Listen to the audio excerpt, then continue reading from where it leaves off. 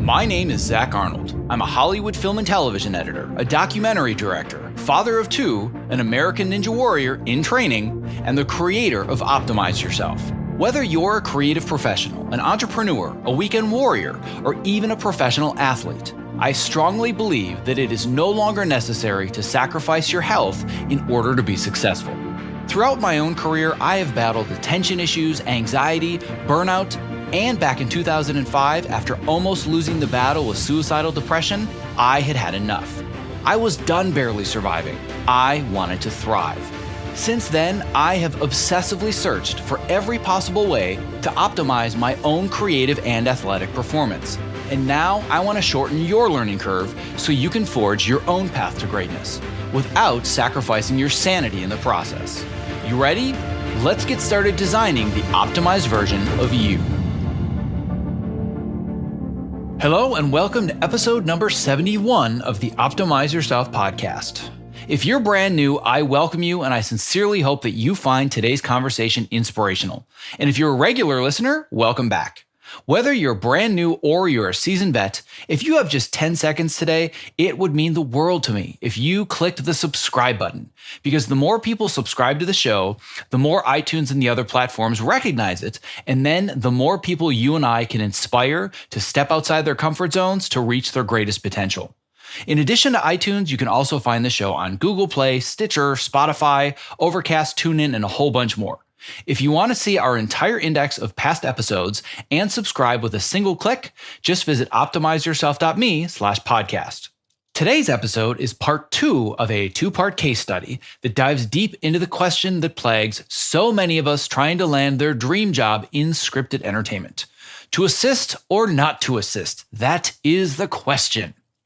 In part 1, I explored the assistant route, and here in part 2, I explore the editing route. So after listening to part 2, if you haven't already, I highly encourage you to take a step back and then listen to part 1 so you can hear both opposing sides of this discussion. In part 2 of this case study, I chat with Wellington Harrison, who's an assistant editor with 9 years experience in the post-production industry, who has worked across multiple genres and formats, all the way from drama to animation and beyond. Wellington is a unique case study in that he originally came from a completely different industry altogether, architecture, and he has been forging his own path to success in Hollywood ever since. After working with Wellington for 12 weeks in my one-on-one career coaching and mentorship program, he has confidently come to the conclusion that at this point, the route that makes the most sense for him to build a fulfilling career and to lead a happy life is pursuing work as an editor in independent features. Now listen, there is no set path that we can follow to success in the entertainment industry. But it is possible to design your own unique path if you know the right questions to ask and the right steps to follow. My purpose for sharing this case study with you is to demonstrate how Wellington designed his own path so you can then apply what you learned to your own journey. If after listening to this interview, you do want to learn more and you want to apply to work with me for the next several months and beyond, enrollment is now currently open in my career coaching and mentorship program, but time slots are extremely limited and applications are only going to be accepted through Friday, May 10th. So if you want to work with me one-on-one to land your dream job, just visit optimizeyourself.me/elite. That's ELITE. All right, without further ado, after a brief break to recognize the sponsor of this episode, my case study with editor Wellington Harrison. To access the show notes for this episode, please visit optimizeyourself.me/episode 71. This episode is made possible for you by ErgoDriven, the makers of the TopoMat, my #1 recommendation for anybody who stands at their workstation. The Topo is super comfortable, an awesome conversation starter, and it's also scientifically proven to help you move more throughout the day, which helps reduce discomfort and also increase your focus and productivity. To learn more and get your TopoMat, visit optimizeyourself.me/topo. That's TOPO. I'm here today with Wellington Harrison, who is an assistant editor now making the transition to editor. He's also a husband, and frankly, he's just an all-around good guy. So, Mr. Wellington, it is a pleasure to finally have you on the podcast with me today. Hey, Zach. Thanks for having me, man. And here's the reason that it's such a pleasure and why this is so cool. And I want you to talk about this a little bit more. But you were one of the very first people that I ever met when I made the transition into the world of scripted TV. And it was a random occurrence of all places. And it's kind of been like this yearly reunion that you and I have every year.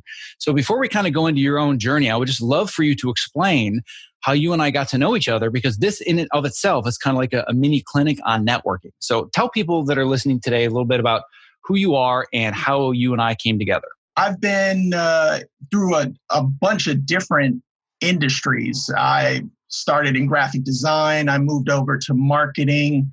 And then I realized what I was doing in marketing was more applicable to editing, because I was putting together words and pictures to sell ideas. And I said, well, why can't you put video and audio together to sell ideas? And what's a story but an idea?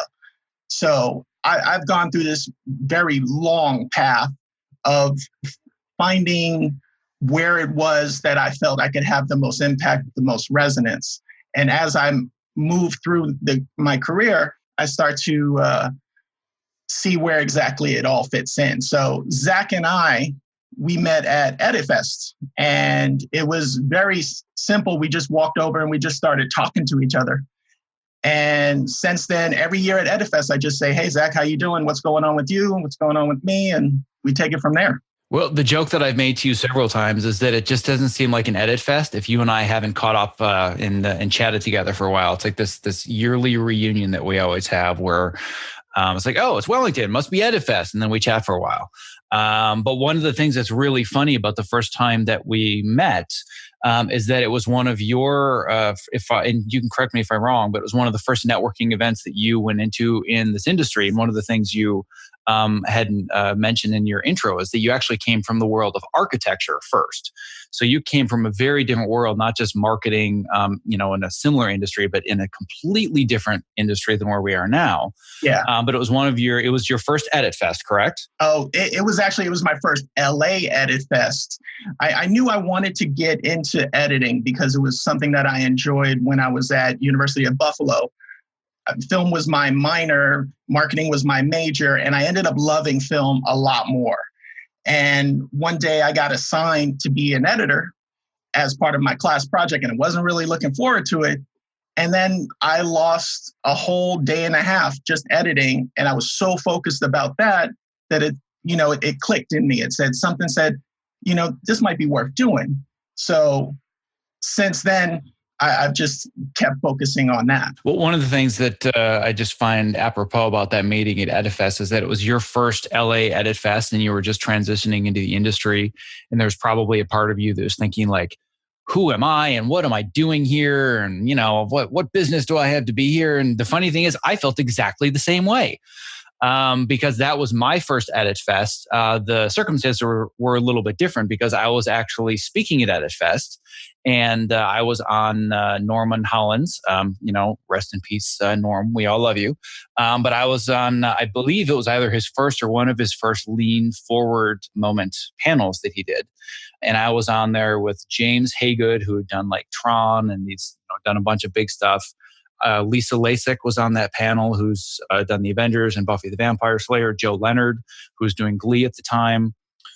There's one other person, and I'm blanking on who it was. But the point is that all I could think was, what am I doing here? I do not belong here. They're going to find out that I am inexperienced and like they're crazy to have me here. And I was basically there talking about the Bannon Way, and I just gotten the job on Burn Notice. So I just felt way out of my league. So that was my first experience with Edit Fest, just as it was your first experience with Edit Fest. It was definitely frightening. I mean, I had been to New York Edit Fest, and that was different. And in New York Edit Fest, I got to be an observer and sit in the room and be a fly in the room and just kind of see where everyone was going and seeing, do I agree with what people are saying here? When everyone's sitting up there talking about why they edit, why they make cuts and motivations down the line, does that jive with what I want to do? And so after I went to New York Edit Fest, I said, definitely, this is definitely it. And then coming to LA, there was definitely a lot of pressure. There was a lot of pressure walking in there, like you said, not knowing anyone, walking in there for the first time and like, I'm going to get kicked out of this place. I've never been on Universal Lot. They're going to throw me out. I feel like I'm sneaking in, but it actually ended up being a very safe place to be if you were interested in this world at all. Yeah. And the reason that I bring it up is this idea of imposter syndrome is so rampant in our industry.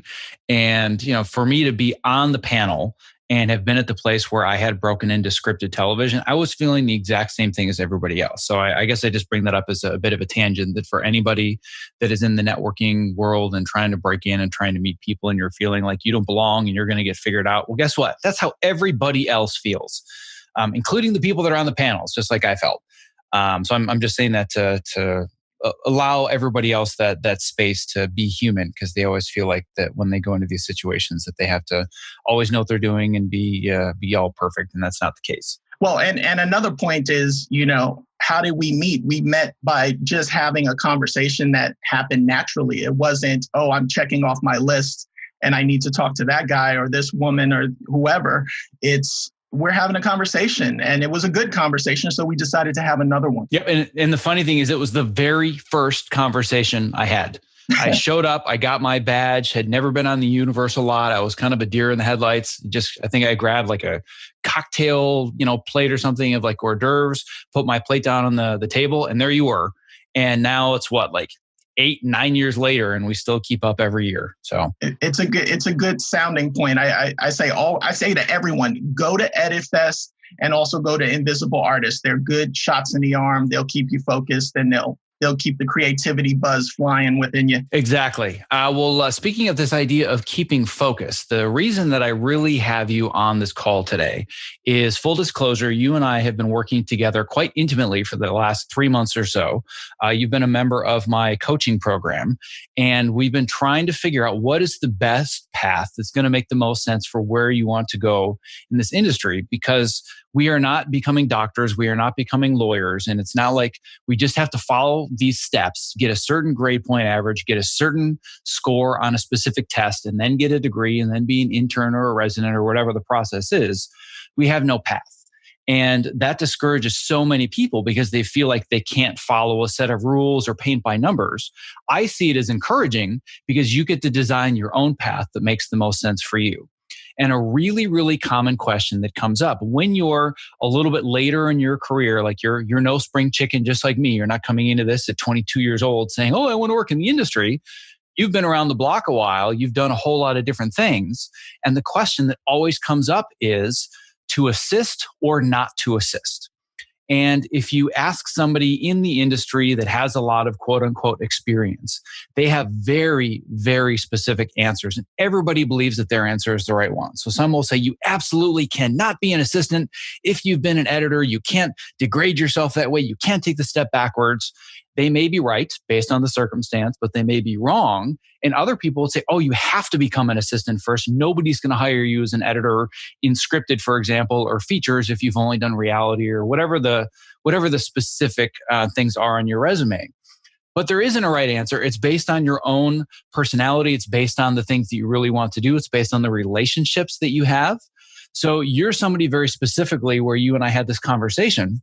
You said, no, I don't want to become an assistant, and here's why. So let's dig into this conversation a little bit deeper and kind of time travel back to one of our first sessions.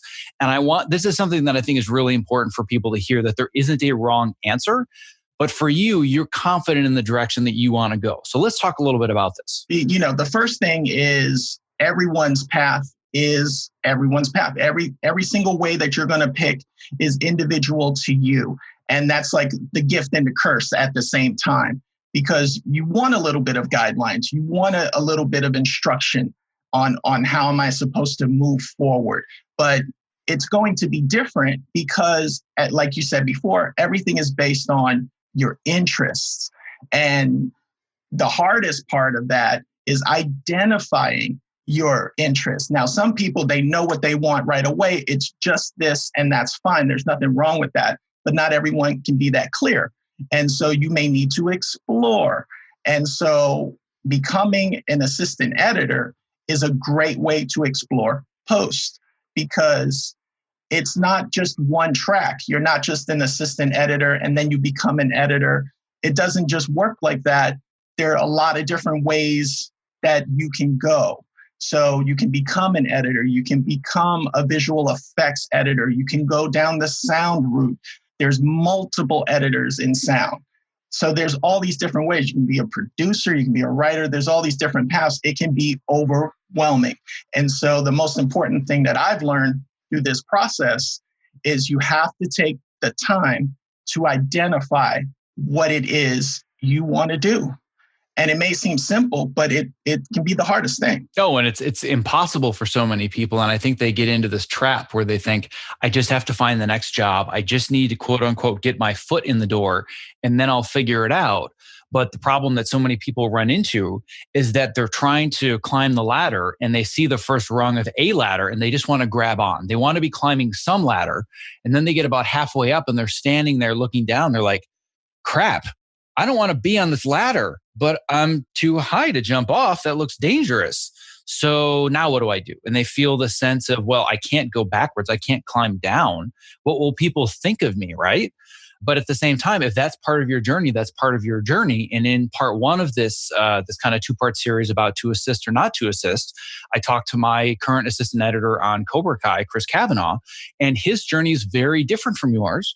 And for anybody that wants to go back and listen to that, I can provide the link in the show notes. You can click on that one for part one of the series. But the fact that he found that becoming an assistant editor made the most sense for him doesn't mean that that's the rule, that you have to go to be an assistant editor to get back to being an editor. Your circumstances are very different. So let's talk a little bit more specifically about this idea of clarity where you want to go, because that's something that you and I worked on for at least 3 weeks in the coaching program. I mean, that's unit 1 of the Focus Yourself course is clarity. And it's determining what does the goal actually look like? Why is this goal so important to you? Because it's not just about, well, I want to be successful or I want to have good credits. There's much deeper reasons why this is important, other components in your life. And of course, what are the obstacles between me and the goal? Because a lot of times if you focus on the obstacles instead of the goal, you realize there are different actions that you might have to take to circumvent those obstacles versus just going after the goal. So you've chosen very specifically to become an editor because you've told me numerous times, I am done with assisting. So let's talk a little bit more about your background in assistant editing and some of the experiences that you've had in the past that have led you to the determination that I'm done assisting. I'm going to find a road in being an editor. Well, for me, I was picking assistant editor over editor to start because I didn't have any experience in the industry. I didn't feel confident in being an editor straight out because I felt like I needed to understand how everything works, what actually happens when you're on a show or a film, what is the workflow before I even knew that word, right? I had to figure that out. So for me, being an assistant editor was an opportunity to learn how everything operates in the post world. And then also, it was an opportunity for me to have mobility, meaning I could move from medium to medium, move from film to television to internet to whatever. And I could also move genre. I can see which genre I actually feel more connected to. And that's a plus of being an assistant editor. You can move around because your skills will plug in across multiple genres and multiple media. So then why have you made the determination based on that? Because you just made a really good case for why being an assistant editor makes sense.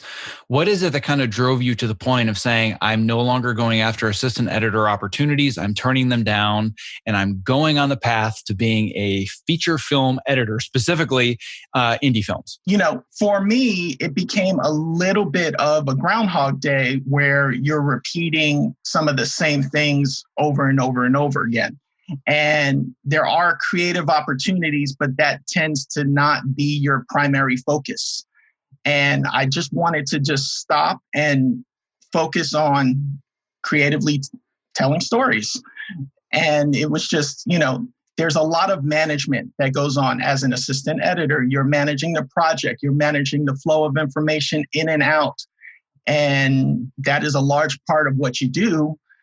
And if you do that a while, you can say, okay, I'm either going to stick with this or I'm going to pursue something else. And that's where you can branch off into multiple directions. And I realized I had gotten into it to tell stories, and managing projects wasn't exactly telling stories to me. Right. And I remember one of the comments you had made, even in our very first introductory call, is you said there's just too much separation between what I'm doing now and what I want to do. Yeah. And then, here's the thing. So if something comes up, which it will, something goes wrong, you fix a problem, that problem's going to come back because now you're going to be the person that can handle that, right? So you solved the problem the first time, something else happens that's similar, it comes back to you.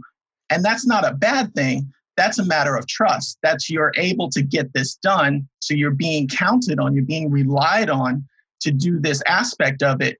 But it ends up, in some cases, pushing you further away from where you want to go. Well, what was the turning point? Because there's a very specific instance with a specific job and a relationship with an editor where I think you just kind of said, you know what? I'm done and this doesn't work anymore and I'm going down a different path. And that's what ended up getting you on the call with me that ended up getting you into the coaching program. So what was kind of the breaking point?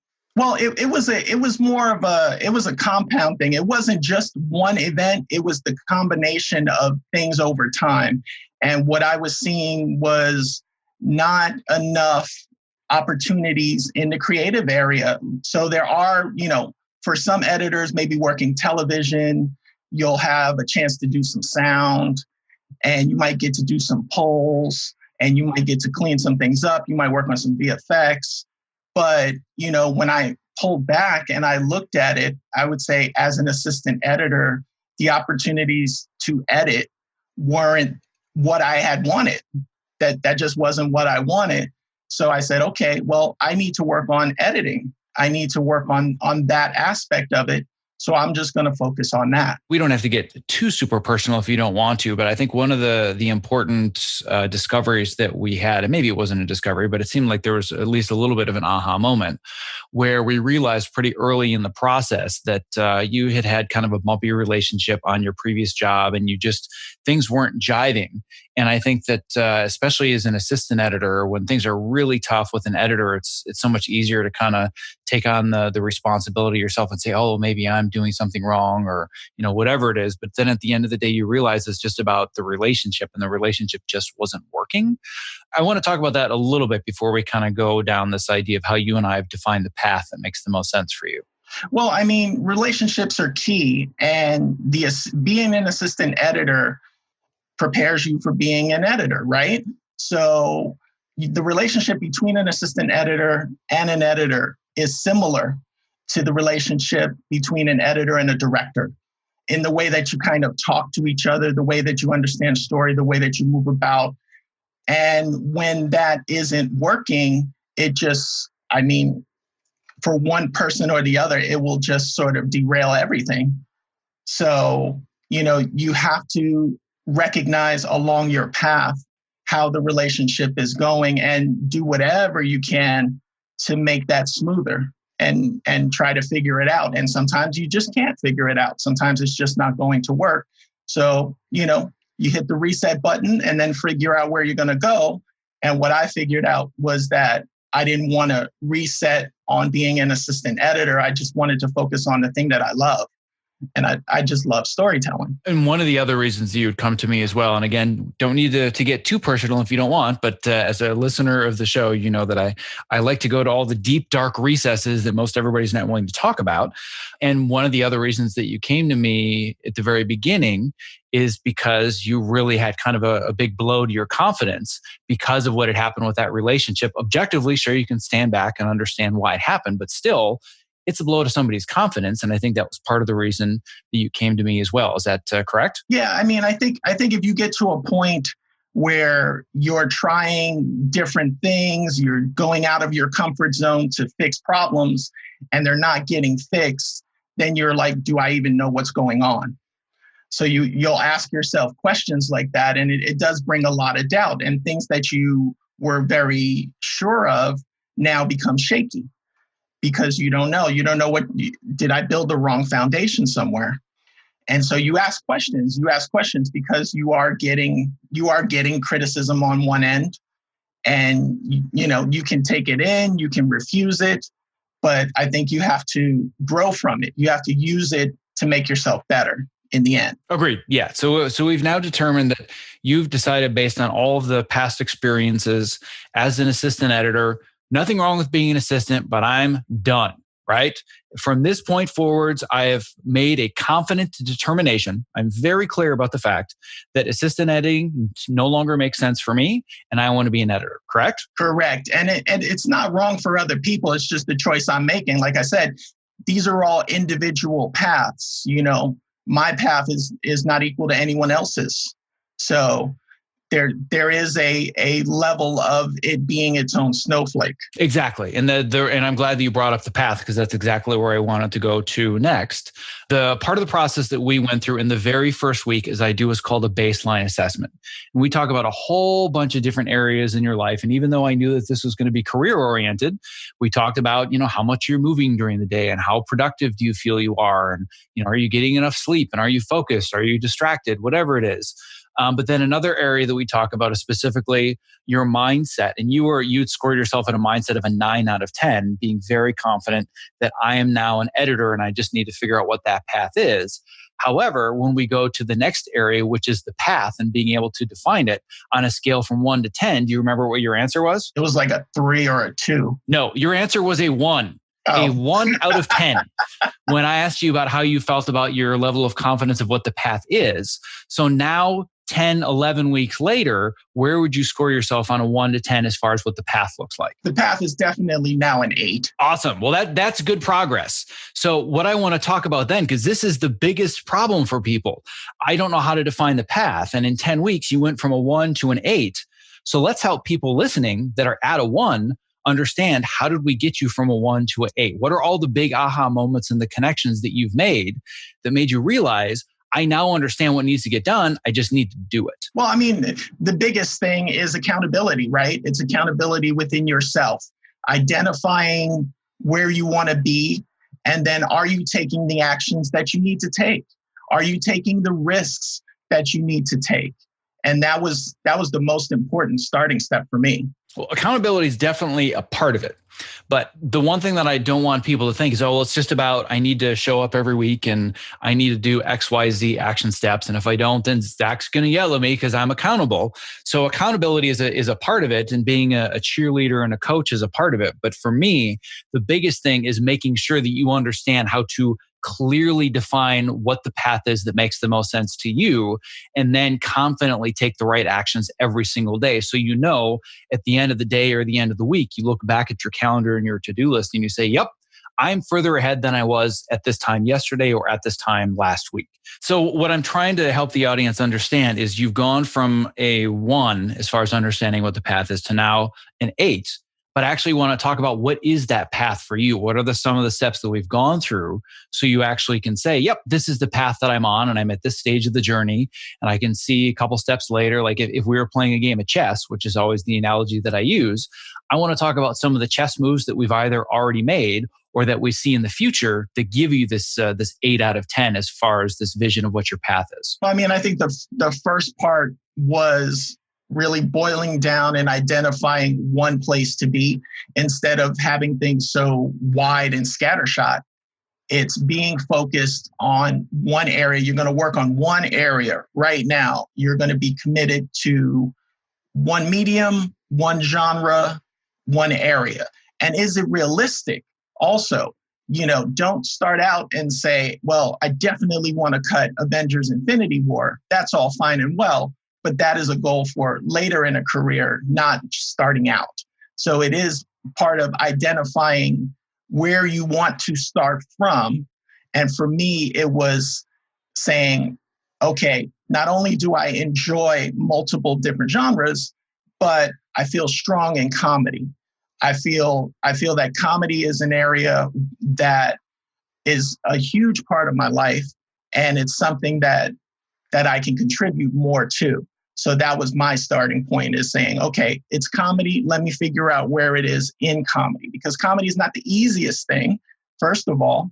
And then also it doesn't hold the biggest share of everything. It is not a major superhero movie, and it holds less than a quarter of whatever's being made right now. But if I'm being honest, this is the area that I want to focus on. Yeah, and one area that I want to clarify even a little bit further, and I think that it's these labels that people put on things that will often confuse them, is when you said, well, the goal is not to edit Avengers Infinity War someday, right? That's not even a goal. That's a vision. So when we walk through the process, I help people define the difference, because saying, I want to edit Avengers someday, well, that's awesome. But that's a dream, right? That's not a goal. That is the bigger picture vision. But we need to break that down into much smaller steps. So if that is your goal, and for you, that's not necessarily your goal, I'm just using that because you had brought up that example. But if your goal is to, edit the biggest, broadest comedies that are the highest budget, that's still a vision. So let's break that down into, all right, great. If that's the vision, where do I need to be 5 years from now? Well, if that's where I want to be in 5 years, then where do I need to be in 3 years versus 1 year? All right, now where do I have to be in 6 months to reach the 1 year goal, to reach the 3 year goal, to reach the 5 year goal? And if I know what the goal looks like in 6 months, what do I need to do Wednesday at 1 p.m.? What do I need to do Friday at 10 a.m.? Because if you're not taking those small little actions every single day, you're never going to end up achieving that larger vision. That's something that you and I broke down a lot.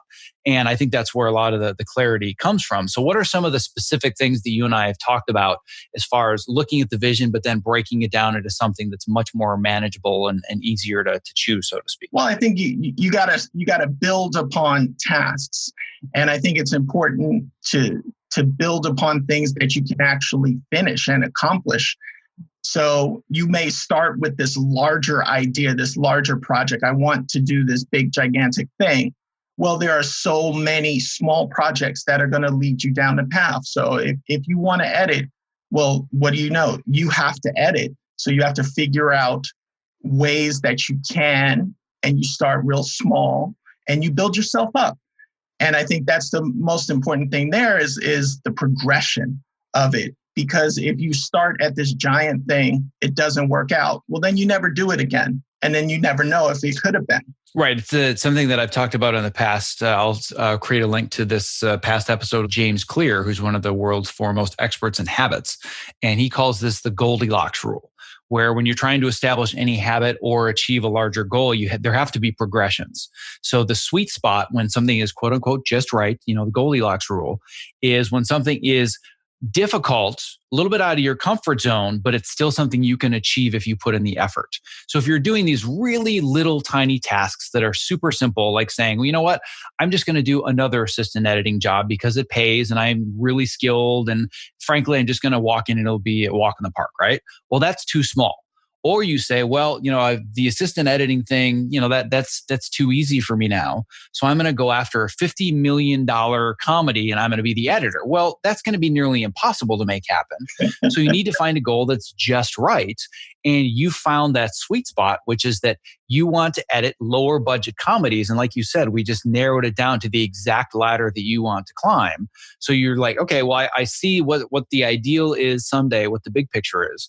But now I have a clearer idea of the people that I want to connect with because I know the kind of job that I would want to have 6 months from now, right? So go a little bit deeper into some of those details. Before we go too far into that, I want to say part of setting that goal is that it definitely should scare you, but it shouldn't be so frightening that you're paralyzed, right? It should definitely scare you because that's going to motivate you. You're like, I haven't done this before. And it's like, well, yeah, no one has done that thing until they've actually done it. Like they just said in Game of Thrones, no one's actually learned how to ride a dragon until they've ridden a dragon. A little bit of fear in that is good because it will motivate you. It will definitely motivate you. Then once you get over that, you can start thinking about all the little pieces. So you say, okay, I'm not going after $100 million film because that's unrealistic. Who's going to hire me for that? I don't have any experience that supports that. So what you say, okay, what are my options? Well, where can you cut comedy? Just look into it. Where can you cut comedy? YouTube is a great option. It's a great option to start. It'll build your confidence. It'll get you familiar with things and it'll develop your style, for lack of a better term. And then from there, you just build on that. Okay, great. So now I know I want to be in features. So I'll take a no budget feature that I didn't get paid a lot for. But you know what? I had a great experience because I was able to tell the type of story that I wanted to tell. And then you build on that and you say, okay, what's the next level up? I'm going to look for something that has a budget and, has maybe some pressure attached to it, some stars or something like that, a writer, a director, and you do that. And then you keep building upon it. So it's definitely layering things and not just repeating one task over and over and over and over again, because then you'll just be where you are. Right. And people that make that mistake always end up in the place where they say, how did I get here? And how do I get away from this? Right. Like, how do I make that transition? Obviously, those are the people that come to me the most, is they're looking back and saying, yeah, well, I've just been taking jobs for the last 10 years because I needed to get paid and, well, got to work. And then I look back and I'm like, I'm totally in the wrong place and this is not what I want to be doing at all. So like I had mentioned before, they've climbed the ladder high enough where they don't want to jump off, but they also just feel stuck. Well, I have a side story for that. Actually, I was at a mixer and I met a assistant editor and we hit it off. And this assistant editor had worked for the last 4 decades at a major studio. And I said to him, so did you ever want to edit? And he's like, yes, of course I did. But it just didn't seem like I could do it. And I said, well, what exactly was the problem?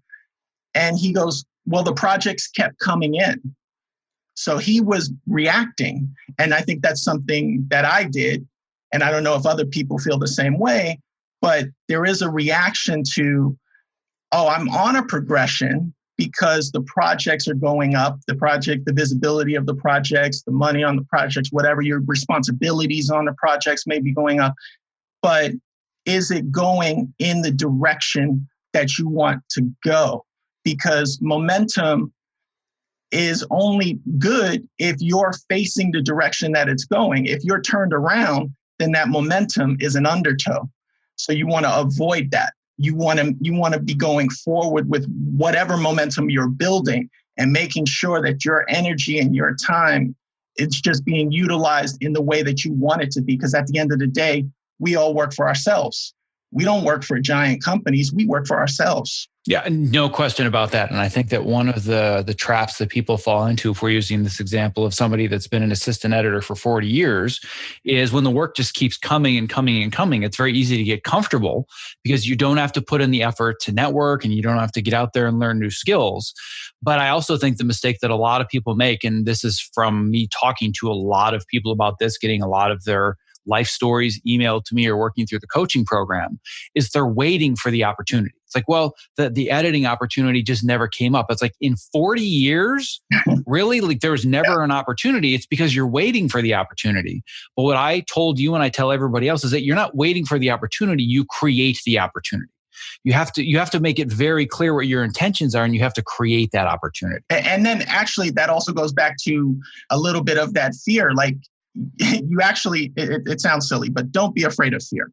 Like, if you see it, it's something that's going to keep you honest. And if you're making a good career for yourself as an assistant editor and you're comfortable and that's fine, but you're not creatively satisfied, then you need to go and challenge yourself creatively and find whatever that is for you. And I think with this specific assistant editor, he had got locked into the sort of ladder of bigger and better projects and totally smothered his creative wishes.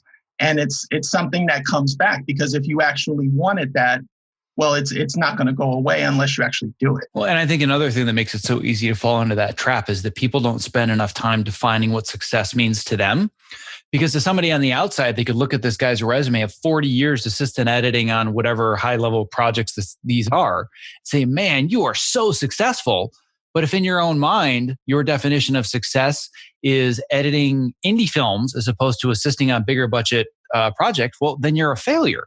Right? So, but people don't spend the time defining their own version of success, which is what we're talking about, is really developing this clarity on where it is that I really want to go.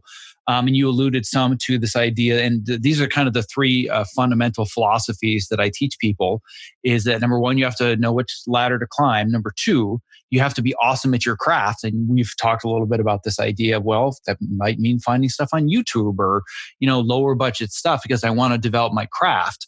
But where I really want to segue next, which I think is going to be the sweet spot for our conversation, is that people have to know that you're awesome at your craft. Otherwise, none of this is going to come together.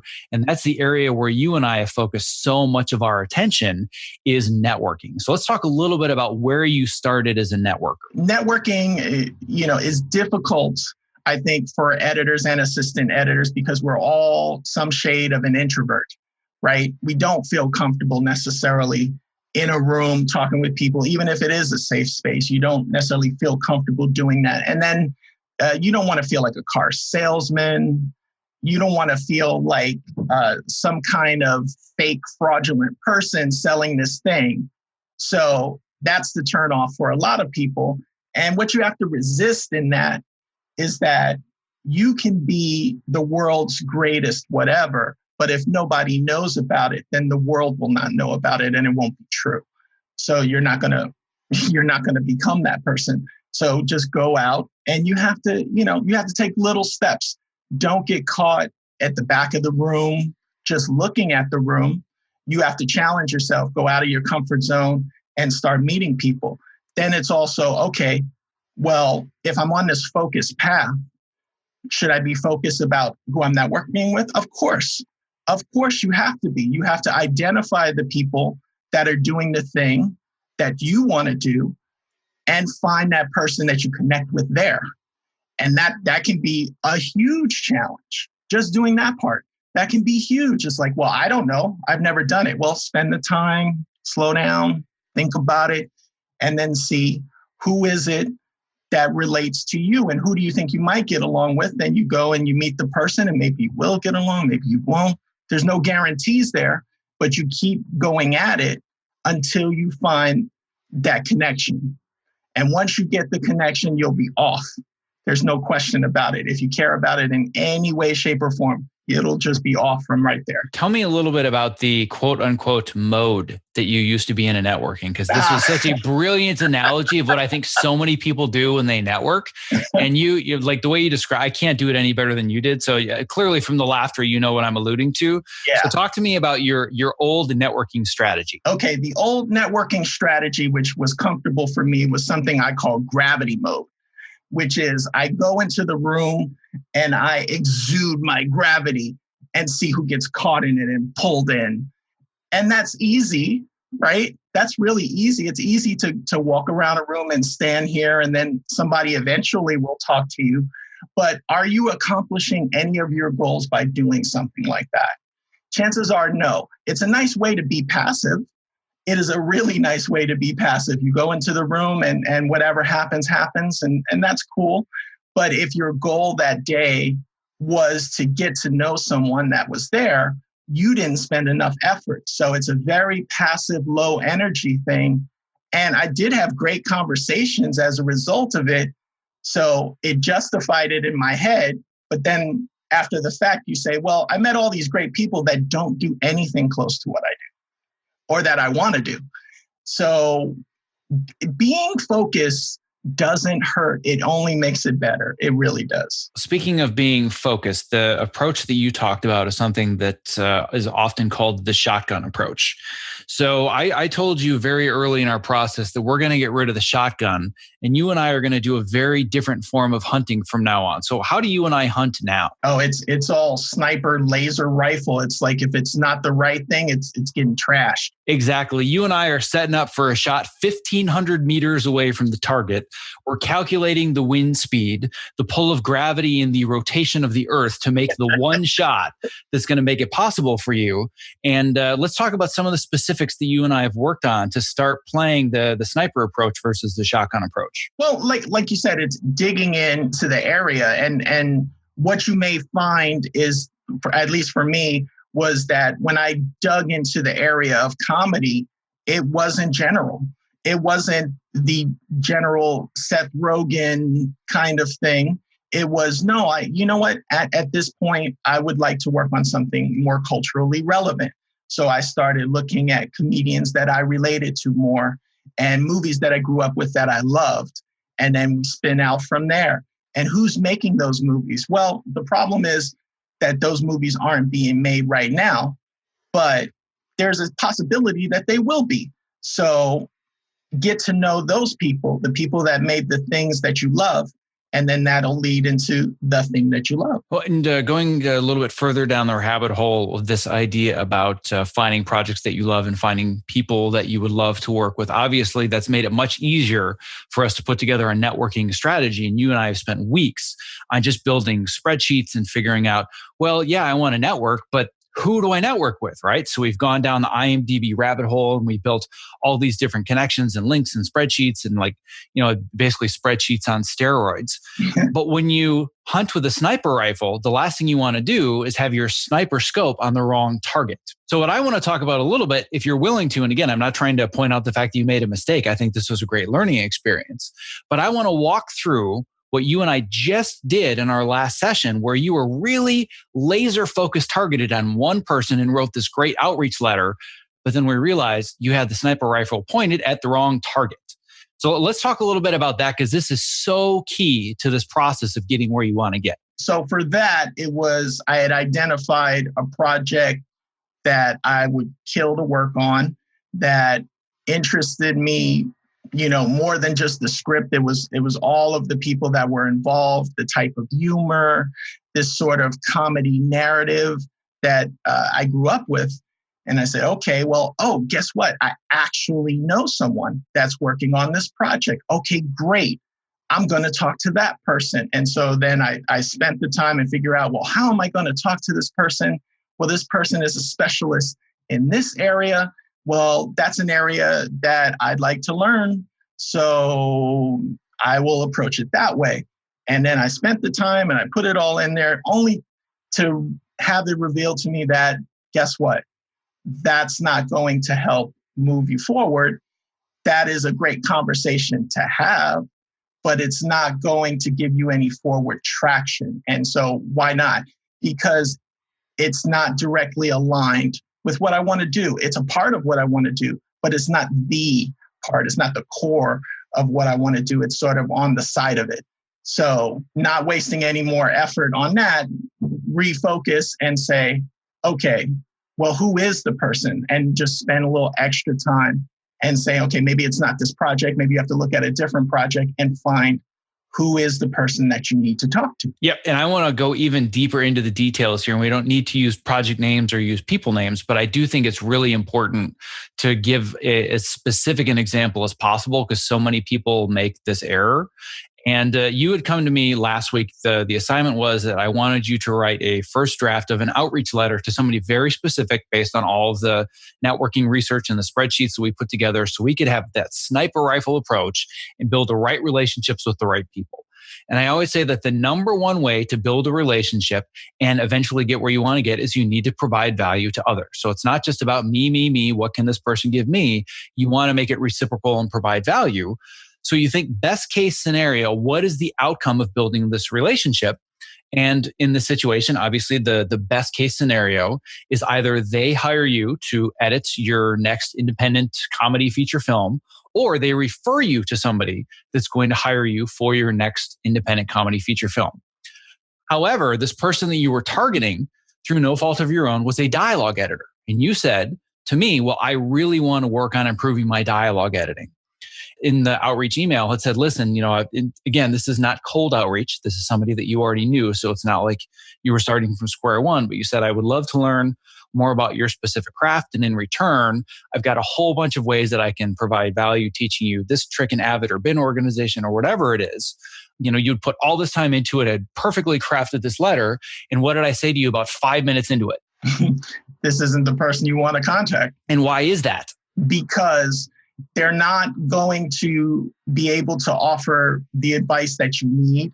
They're not connected in making those sorts of decisions. They are separate. They are separate from where you want to focus. Yeah, and for anybody that's listening that maybe doesn't understand the deeper machinations of the various roles in either the TV or the feature world, a dialogue editor is somebody that specializes in editing and finishing all of the dialogue on the mix stage. So they take an offline cut, or meaning like this is the cut that an editor did. Once picture is locked, meaning completely edited or close to it, then a dialogue editor comes in. Everything goes into Pro Tools and they use all their fancy filters and rebuild all their microphones. Like these guys are magicians. I mean, they are brain surgeons. The kind of work that they do is miraculous and they're tremendously undervalued. So this isn't about the value of this human being and them having less value because they can't get you a job. But a dialogue editor that lives and breathes Pro Tools is not going to have the connections that are going to make sense for you to go down the path that you want to go down to. And all of the value that you were hoping to provide was with Avid. And they're going to say, but I don't use Avid ever. So there's a disconnect in both directions. You're not going to be able to truly provide the value that you can, but they can't really get you where you want to get either. Does that mean that this is just, a bad person to network with? No, of course not. But ultimately, if you're going to start using the sniper rifle, you want to make sure that you're going to get where you want to get. So best case scenario, you guys go out to lunch, you hit it off, you become great chums, great colleagues.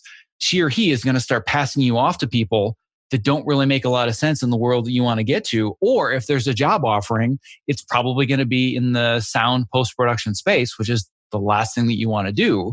So again, comes back to this idea of being 100% clear about where is it that I'm actually going. And that's going to help you determine where do I put all of my effort in when I network. Yeah. And then, on my part, it was picking someone that I was comfortable talking with, someone that I actually had met once or twice, versus picking someone that deals with just narrative storytelling.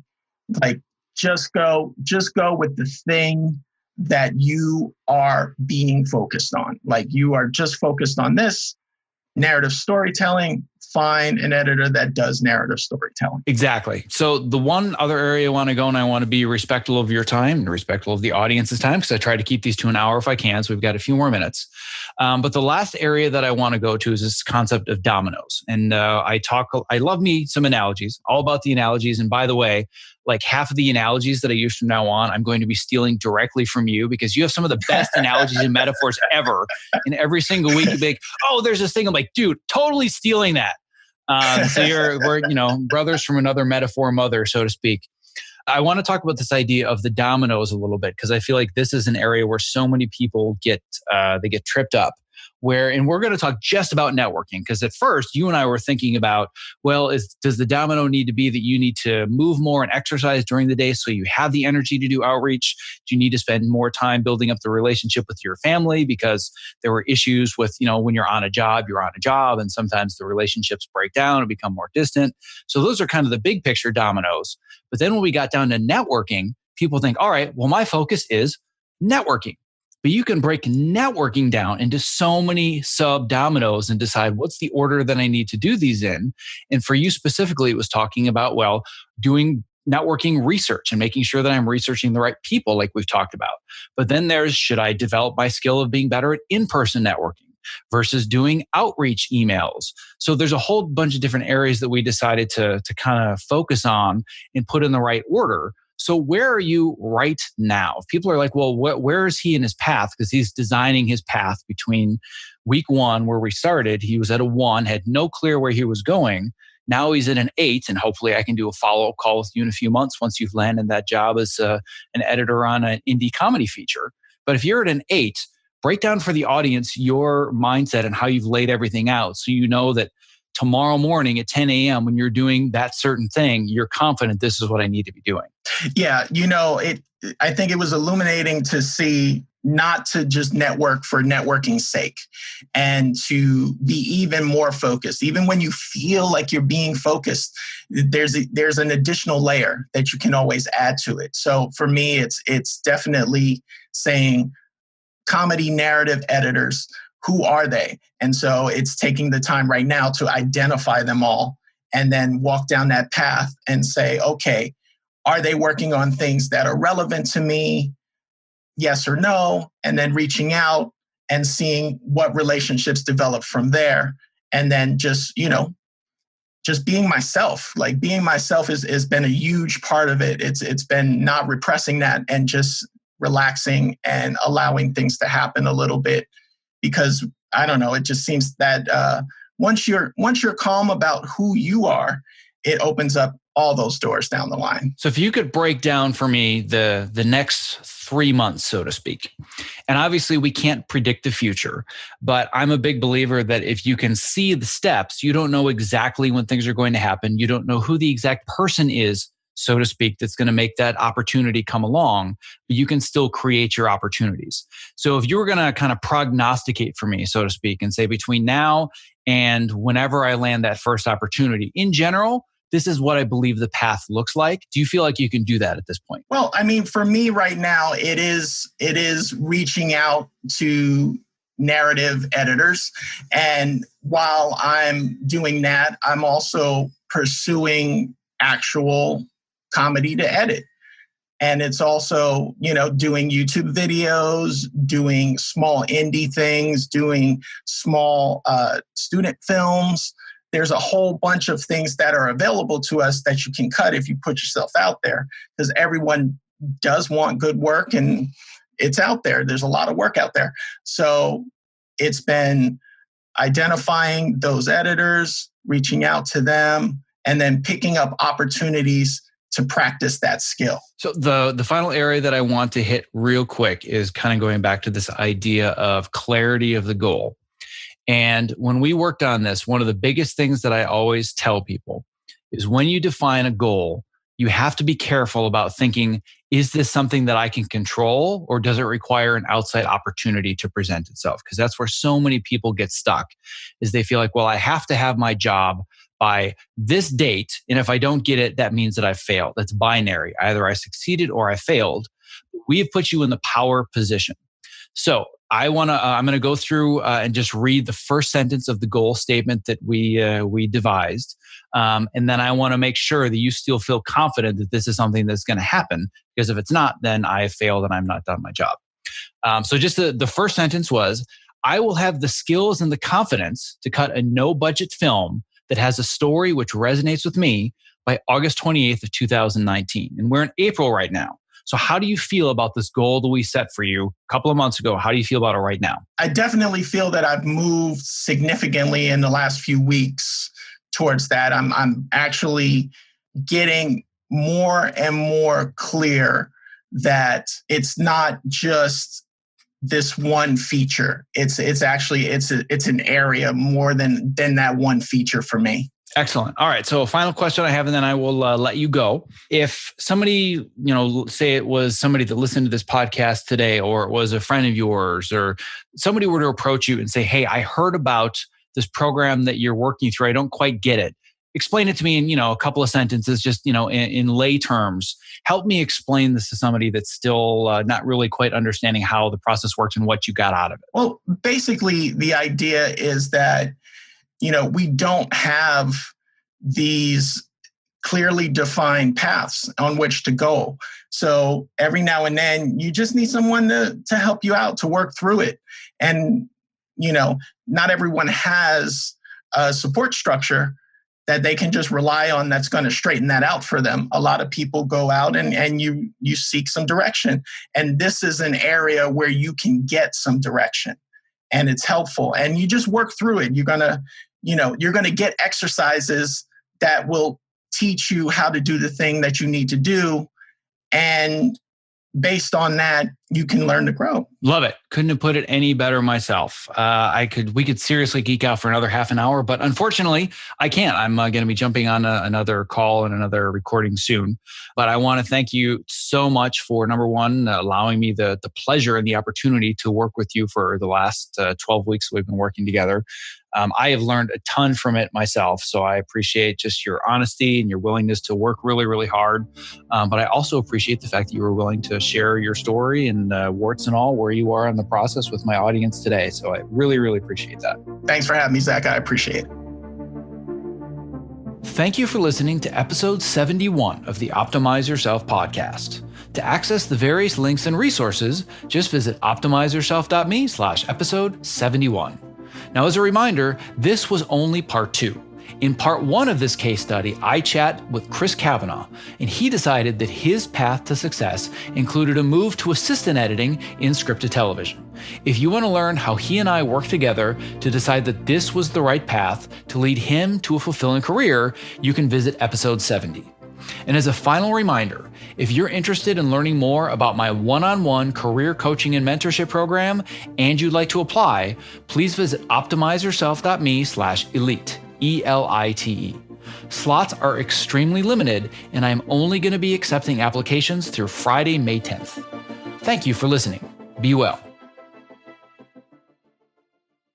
This episode of the Optimize Yourself podcast was made possible for you by ErgoDriven, the makers of the TopoMat, my #1 recommendation for anybody interested in moving more at their height-adjustable workstation. Listen, standing desks are only great if you're standing well. Otherwise, you're constantly fighting fatigue and chronic pain. Not like any other anti-fatigue mat, the Topo is scientifically proven to help you move more throughout the day, which helps reduce discomfort and also increase your focus and productivity. I'm standing on one as I read this, and I don't go to a single job without it. And if you're smaller and you're concerned that the Topo mat is too big, or you simply don't have the floor space, there's a Topo Mini for that. To learn more, visit optimizeyourself.me/topo. That's TOPO.